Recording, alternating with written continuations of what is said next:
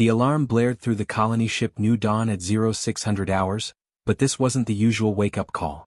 Dorothy Miller was pouring her morning coffee in the common area when the ship lurched violently to the side. The mug slipped from her hands and shattered on the floor. All around her, colonists stumbled and grabbed onto tables and chairs. Then came the sounds nobody wanted to hear, metal screeching against metal, followed by the hiss of forced entry. The Voltok Empire had found them.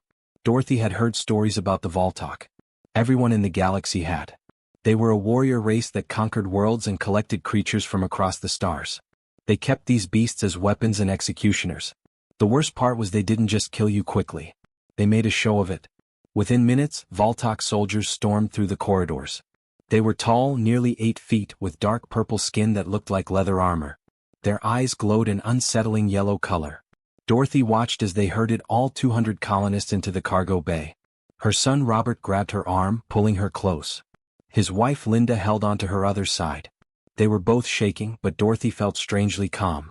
At 70 years old, she'd lived through enough to know that panic never helped anyone. Commander Rax entered the cargo bay with heavy footsteps that echoed off the metal walls. He was bigger than the other soldiers, with silver markings across his armor that probably meant he was important. He looked over the crowd of humans with what Dorothy could only describe as amusement. His mouth twisted into something like a smile, showing teeth that were just a bit too sharp. "Humans," he said in a voice that sounded like gravel grinding together. The translator device on his chest turned his words into English. "Your species has wandered into Voltok territory. This ship and everyone on it now belongs to the Empire." A woman near the front started crying. A man shouted something about Earth laws and sovereignty. Commander Rax ignored them both. He walked slowly through the crowd, examining faces like someone picking fruit at a market. Dorothy noticed he seemed to enjoy the fear he was causing. "We have a tradition," Rax continued. "When we find trespassers, we offer one to the Star Beast. It keeps the creature fed and reminds others what happens when they cross into our space." The cargo bay erupted in voices. People shouted, pleaded, and some tried to run for the exits. The Voltok soldiers raised their weapons and everyone froze. Dorothy felt Robert's grip on her arm tighten.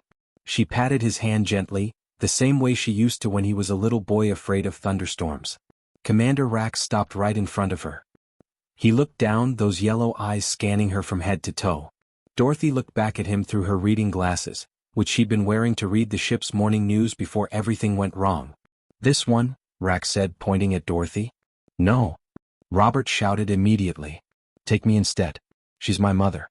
She's old, That is precisely why," Rax interrupted, and several soldiers laughed. "Your species is so weak. This female is past breeding age, moves slowly, and needs artificial lenses to see. Humans break so easily. The Star Beast will barely get a meal from her bones." Linda started crying. Robert tried to push forward, but 2 soldiers grabbed him and dragged him back. Dorothy watched them force her son and daughter-in-law into one of the holding cells along the cargo bay wall. All the other colonists were being locked up too, separated by metal bars so they could see everything that was about to happen. "It's okay, Robert," Dorothy called out as the guards took her arms. "I love you. Tell the grandkids their Nana loves them too." The guards weren't gentle, but they weren't as rough as they could have been. Maybe they thought there was no point being brutal with someone who'd be dead in a few minutes anyway. They walked her through the ship's corridors toward the lower deck. Dorothy had never been to this section before. It got darker the further down they went, and the air felt heavier, like the ventilation system didn't quite reach here. They stopped in front of a massive door, easily 20 feet tall. Strange symbols were carved into the metal, and Dorothy could hear something behind it. A breathing sound. Slow and deep, like a sleeping giant. One guard pressed his hand to a panel, and the door began to open. The smell hit her first, a mix of old meat and something else she couldn't quite identify. The guards shoved her forward into complete darkness. The door slammed shut behind her. Dorothy straightened her cardigan, the blue one with the little flowers that her granddaughter Amy had given her last Christmas. She adjusted her reading glasses, even though they wouldn't help much in the dark.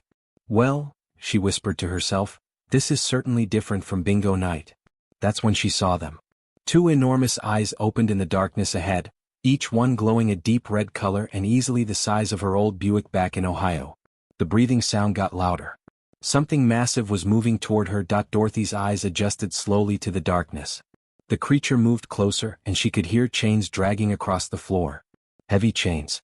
The kind that weren't meant to guide something but to hurt it. The star beast's head came down toward her, and Dorothy got her first real look at it. The thing was massive beyond anything she'd ever imagined. Its head alone was bigger than her entire house back in Cleveland. Scales covered its body, but they weren't pretty like in the fairy tale books she used to read to her grandkids. These scales were dull and damaged, covered in scratches and burn marks. The beast opened its mouth, and Dorothy could see rows of teeth, each one as long as her arm. Its breath washed over her, hot and smelling like old blood. The creature could swallow her whole without even trying. She'd be gone in one bite, just like Commander Rax wanted. But Dorothy didn't scream. She didn't run to the door and pound on it begging to be let out. She'd spent 30 years working in the emergency room at Cleveland General Hospital. She'd held the hands of dying patients. She'd told families their loved ones weren't coming home. She'd raised 4 kids through teenage years, which some days felt harder than anything else. And she'd sat beside her husband George's hospital bed for 6 months while cancer ate him away, holding his hand until the very end. Fear wasn't something new to Dorothy Miller. She'd met it plenty of times before. Instead of backing away, Dorothy looked into those massive red eyes. Really looked at them. And what she saw there wasn't hunger. It was pain. Deep, old pain that had been there so long it had become part of the creature itself. "You poor thing," Dorothy said softly. The star beast stopped moving. Its head tilted slightly, like a dog that heard an unfamiliar sound. Dorothy's eyes had adjusted enough now that she could see more of the chamber. The walls were covered in claw marks. The floor was stained with things she didn't want to think about. And there, embedded right into the star beast's scales, were chains. Not chains attached to the scales, chains that had been forced into the creature's body and left there. Some looked old, like they'd been there for years. The skin around them was swollen and infected. "Oh honey," Dorothy whispered, taking a step closer. "They've hurt you, haven't they?" The beast made a sound. Not a roar or a growl like she expected. It was something else. Something softer. Almost like a whimper. Dorothy had volunteered at an animal shelter for 5 years after George died. She knew what abused animals looked like. The way they held themselves. The way they looked at people with fear and hope mixed together. This star beast, for all its size and teeth and scary reputation, looked exactly like those dogs and cats who'd been beaten and starved and left in the cold. Without thinking about it too much, because if she thought about it she'd realize how crazy it was, Dorothy reached out her hand. She moved slowly, the same way she used to approach the scared animals at the shelter. Her fingers touched the star beast's snout, just above its nose. The creature froze completely. Every muscle in its massive body went rigid. Behind her, Dorothy heard the door crack open slightly. The Voltok guards were watching. She could hear them whispering to each other in their language, probably wondering why she wasn't dead yet. Commander Rax's voice cut through, demanding to know what was happening. But Dorothy ignored them. She kept her focus on the star beast. Her hand stayed on its snout, feeling the warmth of its scales. Up close, she could see the scales were actually kind of beautiful under all the damage. They shimmered with different colors, deep blues and purples that reminded her of the night sky. The star beast's eyes closed slowly. Then it made that sound again. That low, rumbling sound that wasn't quite a growl. As it continued, Dorothy realized what it was. The creature was crying. Actually crying. "I know," Dorothy said gently, stroking the scales the same way she used to pet her old cat Whiskers. "I know it hurts. They've been so cruel to you, haven't they? Used you like a weapon. Starved you. Beat you. Kept you in the dark all alone." The star beast's breathing changed. It got slower, calmer. Its enormous head lowered more, getting closer to Dorothy. She could see tears forming in those huge red eyes, actual tears bigger than her fist rolling down its face. Dorothy felt her own eyes getting wet. She'd always been a crier when it came to animals in pain. George used to tease her about it, how she'd cry at dog food commercials on TV. "It's all right now," she whispered, using both hands now to stroke the creature's face. "It's all right. I'm here. I'm not going to hurt you." Behind her, the Voltok guards were arguing in harsh whispers. Through the crack in the door, Dorothy could hear Commander Rax shouting orders. Something about the beast malfunctioning, about it being broken, about needing to fix it. But Dorothy didn't care what they were saying. She just kept petting the star beast, kept whispering soft words, kept being present with this poor creature that had probably never known a kind touch in its entire life. The beast lowered its head all the way to the ground and closed its eyes. And for the first time in who knows how long, it felt safe. The Voltok guards came back an hour later to collect Dorothy's body. What they found instead made them stop in their tracks. Dorothy was sitting on the floor with her back against the star beast's massive leg, and the creature had curled itself protectively around her like a giant cat. Commander Rax ordered them to drag her out. But when the guards approached, the star beast lifted its head and made a sound that wasn't quite a roar, more like a warning. The guards backed off quickly. They'd seen what this creature could do when it was angry. Dorothy looked up at them through her reading glasses. "I'm staying right here," she said firmly. "This poor creature needs help and I'm going to give it to him." "Him?" one guard asked in confusion. "Yes, him.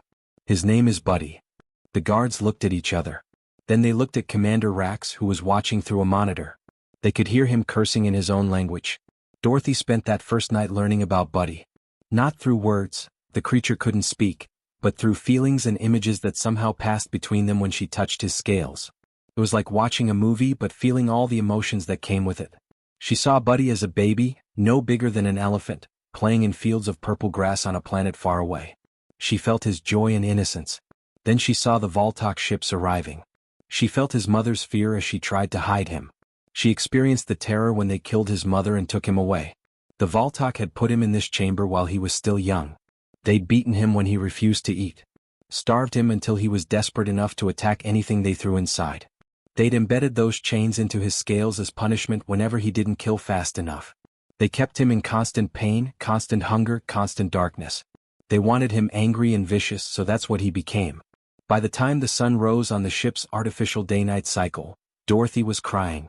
She'd pressed her face against Buddy's scales and just sobbed for everything this poor creature had been through.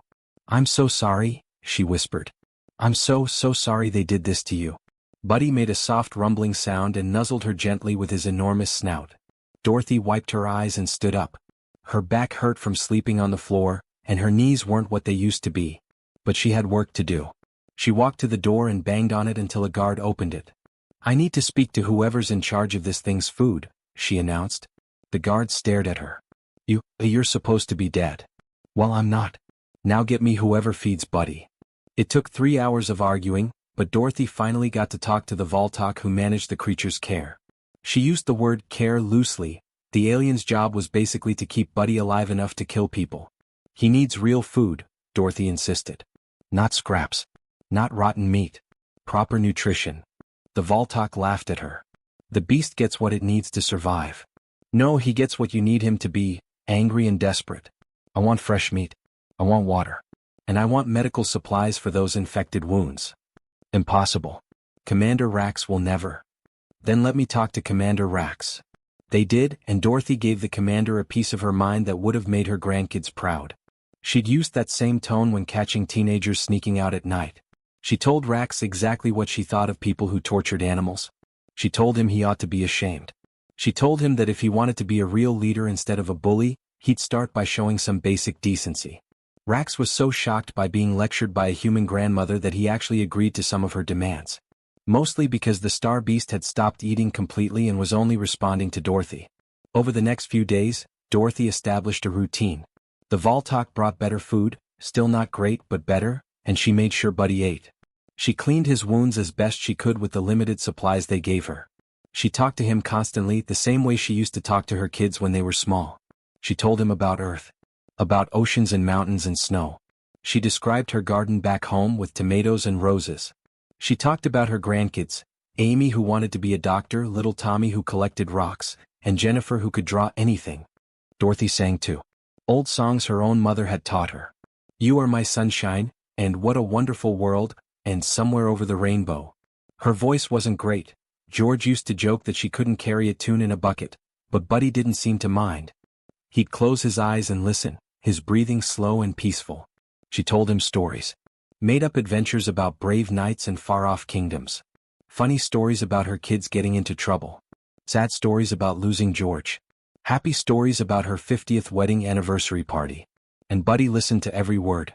By the end of the week, the change was remarkable. Buddy no longer cowered in the corner. He didn't attack when guards entered.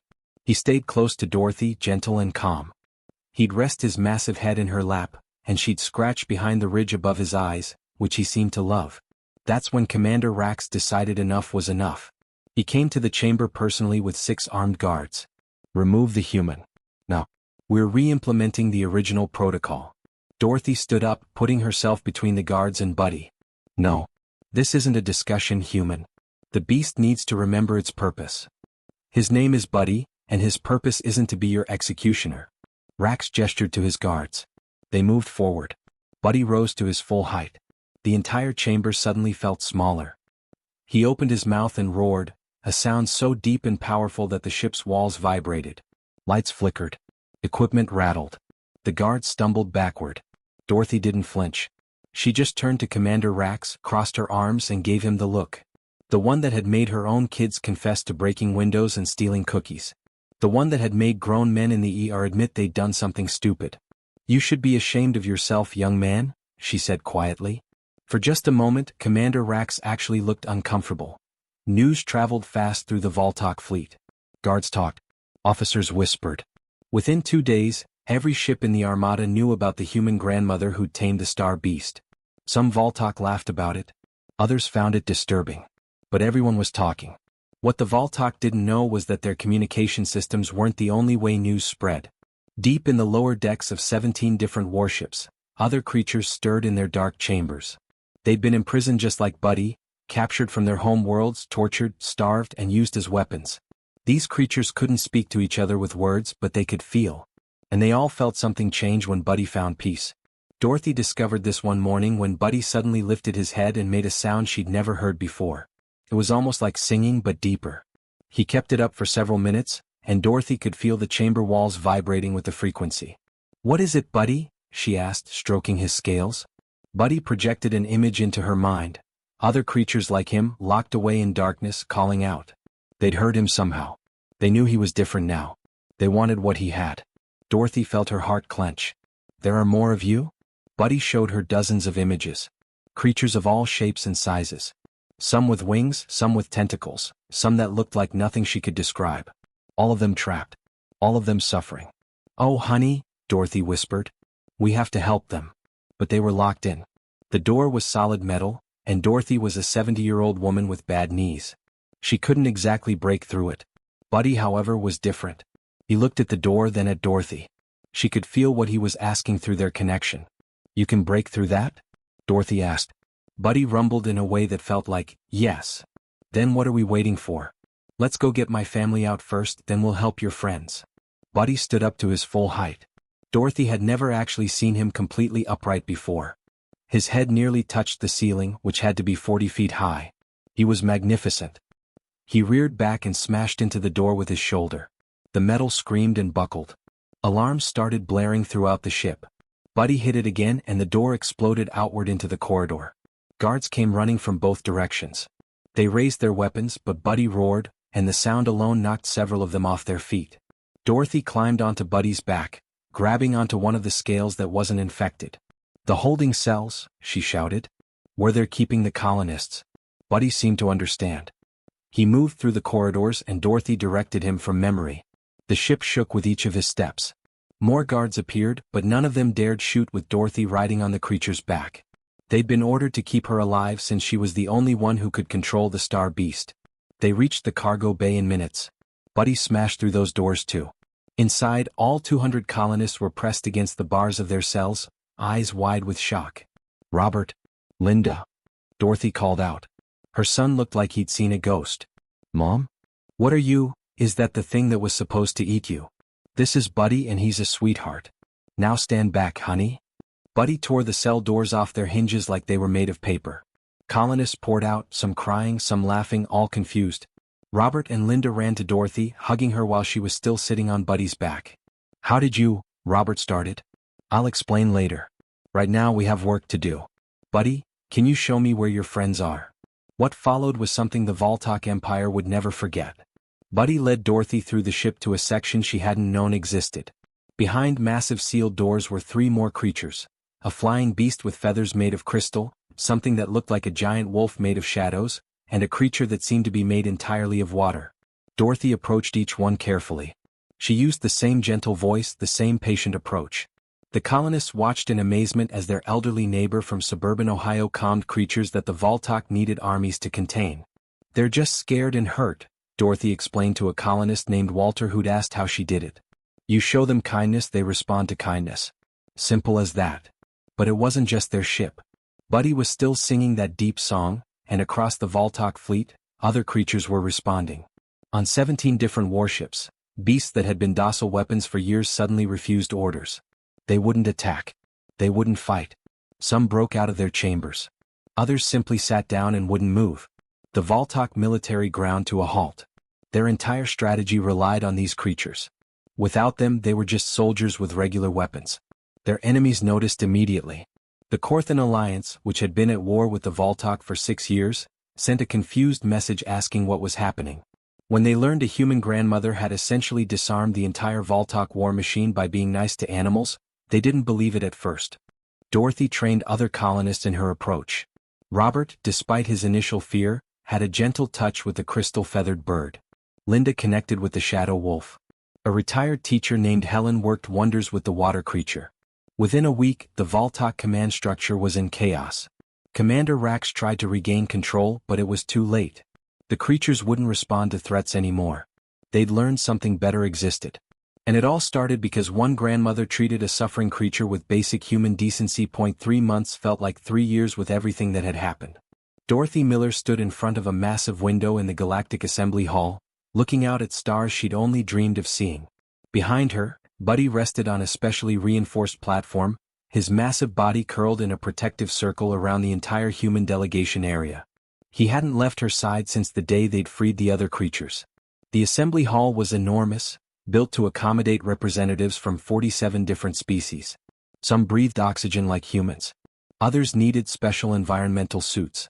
A few existed as pure energy and communicated through translators. Dorothy had met beings she couldn't have imagined in her wildest dreams back in Cleveland. And somehow, impossibly, she was Earth's first official representative to all of them. Mrs. Miller? A young assistant named Kevin approached nervously.